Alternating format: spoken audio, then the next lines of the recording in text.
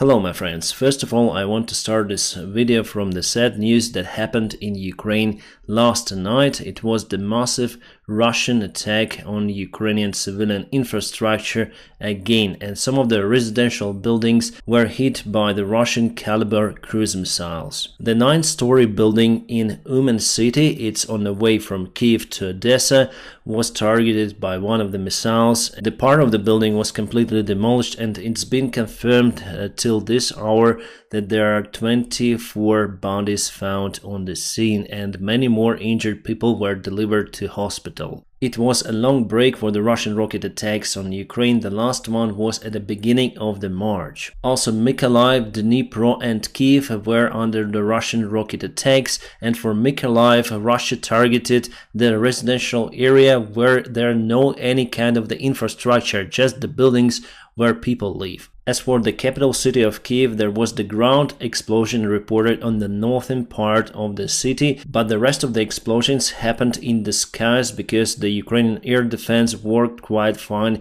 in that area. Maybe Ukraine has deployed the Patriot systems in that area that helped to shut down the Russian missiles. Also, it was reported that Russia launched the drones.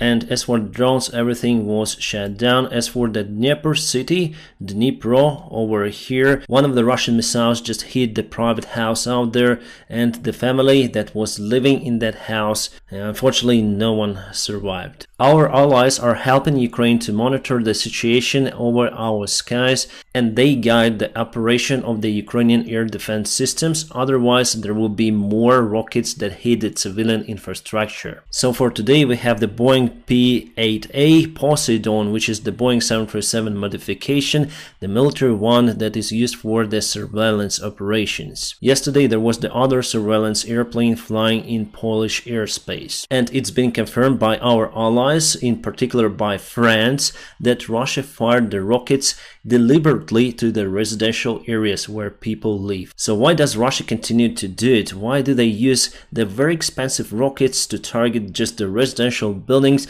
but not the military units? I have own theory about it. Probably Putin was sure that Ukrainians would greet the soldiers, the Russian soldiers, with the flowers, but we resist. So that is how he shows that he is not okay with the decision of the Ukrainian people to resist against the Russian invasion. You may call it the payback, but I call it the coward behavior. So in the best scenario, as I see it, to avoid those situations to happen again, it's good to receive the fighter jets and the long-range missiles to Ukrainian army. But you know, politicians have their own thoughts about this issue, and Russia is still in United Nations, which is total nonsense as for me, and it says a lot about the United Nations organization in general. So we have double standards everywhere. Then Russia is doing those attacks.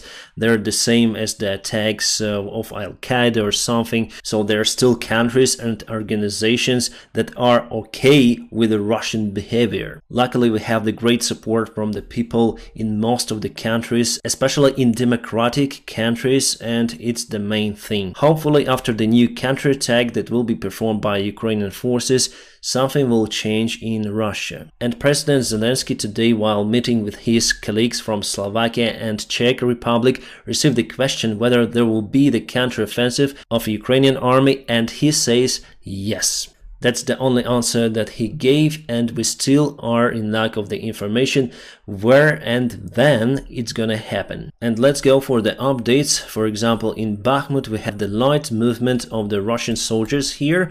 Let's go for the timeline. So it was yesterday and it is today like that. So they pushed towards this road that separates this district with the big residential buildings from the private sector, and the military base already was captured mostly by the Wagner forces. And today the leader of the Wagner, Prigozhin, in one of his interviews says that Wagner after some short period of time will cease to exist. He says that we will go down in a history. The interviewer was shocked. He asked Prigozhin, "Don't you think that this loud statement now demoralizes everyone?" And Prigozhin answered that I will repeat it again.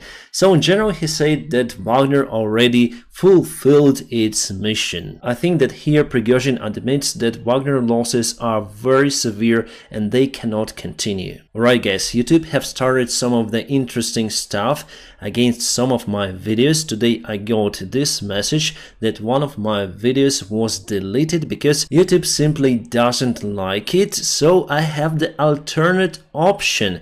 I have the Telegram channel, so please subscribe for me over there, because if something goes wrong with my YouTube channel, that's the only resource that you may find me. So I'm always available on Telegram, and there I upload regularly many news per one day. And the information is more detailed, there are much less censorship, and I can speak whatever I want. Plus there are no any advertisements, so in general this platform, the Telegram I mean, is more friendly for the user, but still continue to watch me on YouTube. And I would say that the YouTube platform is also great. It helps me to reach the audience around the world, but it's so regulated that it brings me the feel of this anxiety, and I'm not sure for how long I can upload the videos on this platform. Unfortunately, we have monopoly. On the other platforms, I will not be able to reach as many views as I am reaching on YouTube. So I'm still quite okay with it, but in general I feel like on a minefield with YouTube regulations. You never know when and what will explode. For example, this video was filmed 1.5 months ago and now totally revoked several hours ago. So again, please subscribe for my Telegram. You may find the link below, just not to lose me. Alright, this is the job of the FPV drone, and they are flying towards the Russian positions. You can see several Russian tanks, 4 of them, and 3 of the tanks got in contact, let's say, with the FPV drones. And we have the surveillance drone that was flying far away, so it's the zoom camera showing that Russian tanks were a little bit different compared to what was before. Yes, FPV drones are so powerful that they can modify some of the Russian tanks, especially like T-72 or T-80 with rounds inside the base, and if those shells reach some sort of the temperature, they may command the turret of the tank to fly away, and you have the separate modification of the tank base and the turret. Also, there are no more crew required, so it may be used as the drone tank. However, it loses the ability to shoot and run, but as you can see, it's still the tank. This tank was not modified properly, but we'll fix it. The full video you may find on my Telegram channel. And more about Telegram, the Ukrainian Minister of Culture decided to control it, but it's not possible. Russia tried to establish the control over the Telegram, Brazil now tries, and also now Ukraine, but you cannot do anything with it. It gives the freedom of expression and no government may influence it. And that's why I like that resource. Some say that it's owned by Russia, but it is fake, my friends. Yes, it was the Russian who designed the Telegram who found this app, but he is in the opposition to the current Russian government. He designed the Russian Facebook, which is called Vkontakte, and Russia just robbed him, taking the control over it, so he had to flee the Russia, and now he's in Dubai, one of the richest guy. About our yesterday's topic, the vulnerability of the Ukrainian artillery and the air defense systems against the Lancet drones. So here's the result of the usage of the simple nets that were over the artillery system. You can see that Lancet drone exploded over the artillery in the nets, and the part of the drone survived this hit. Alright, more about the future Ukrainian counterattack. We'll not have the Abrams tanks for that, but we'll have Bradleys, we'll have Martyrs, Strikers, and Leopard 2 tanks together with Challenger 2. Soon we're also gonna receive the Leopard 1A5 modification tanks.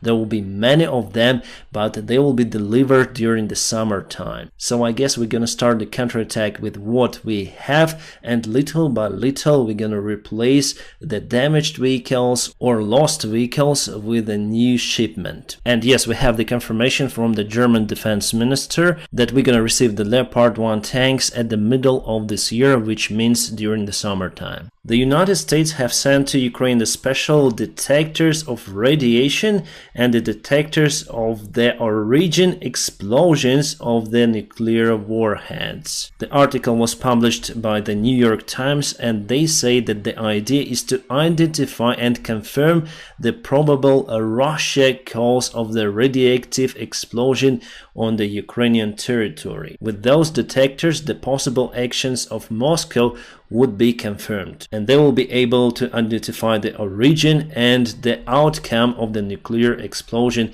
that is possible, they say. Putin today signed the law of the special status for the veterans that took the part in the conflict in Ukraine since 2014. Interesting, because Russians say that we are not there, those are just some rebels in Ukraine itself, it's the civil war. But now with this law, they admitted that those were their forces that they sent to cut Donbass from Ukraine. It seems like Ukraine is preparing the small group of the soldiers that will take those canoes to cross the rivers like the Dnieper. We have this information and the photos provided by the build resource. Well, it could be effective because those canoes are very silent, but I would recommend to use the special thermal blankets to avoid being spotted by the thermal cameras. In that case, it is the awesome tool for some sort of the small special operations. It's interesting, but Russia moved out their vehicles in Jankoy, so it's their main hub, at least it used to be, that they put the armored vehicles delivered from the Russian Federation, and after it they put those vehicles on the rails to deliver on the south part of Ukraine and to Donbass as well. So there are no more vehicles over there. Before it was crowded in this area, and what they did, they built the trenches across this area with no armored vehicles, so they do expect the Ukrainian counterattack. Otherwise, why would they need to move all of that stuff? This train was spotted in Ohio State, and you can see the decoys of the S-300 system, maybe S-400, and this seems to be the Russian Tor. Those are so detailed that it's hard to spot the difference even from the drone camera. I wonder where that stuff will be delivered. Probably those were made for the training of the United States soldiers. And now I want to show you the tactical map from the military land resource of the Bakhmut city. So here you can see that Russia is still away from the military base. I think I would better trust the deep state map because their data is based on the live analysis. The military land usually receives the information a little later. But those maps are very similar. As you can see, Ukraine is still controlling the part of the city. It's not the big one, but we have lots of the forces in that area. And from what we can see, that Russia is still unable to move towards Khromovo to cut supplies. They got the vector of their attack from this part, but now I don't see it. They've started the secondary attack, but Ukrainians were able to build the defense lines, so Russia just bogged down in this area. For how long does Ukraine is going to defend the Bakhmut city? My prediction, until the counterattack starts. My friends, again, I highly recommend you to subscribe for my Telegram channel just for us to stay connected if something goes wrong with my YouTube channel. I hope that everything will be fine, but no one knows. And you may also support my job on the sponsorship of this YouTube channel or on Patreon. My friends, I wish you all a peaceful sky wherever you are, and have a great time.